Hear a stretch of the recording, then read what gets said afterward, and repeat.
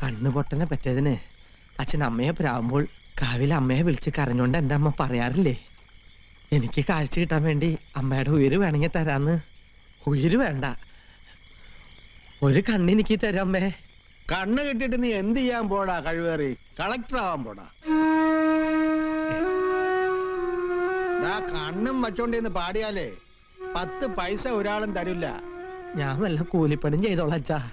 പിന്നെ പണിയും കൊണ്ട് ആൾക്കാർ നിന്നെയും കാത്ത് നിൽക്കുകയല്ലേ.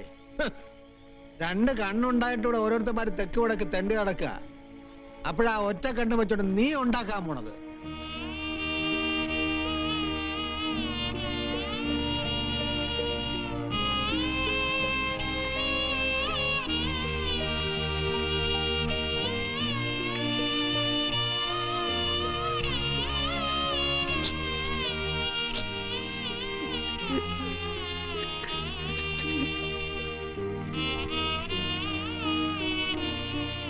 നിന്റെ പാട്ട് കേട്ട് മയങ്ങിയിട്ടൊന്നും അല്ല ആളുകൾ പണം തരണത്, കണ്ണുപൊട്ടം പഠനമുണ്ടാ.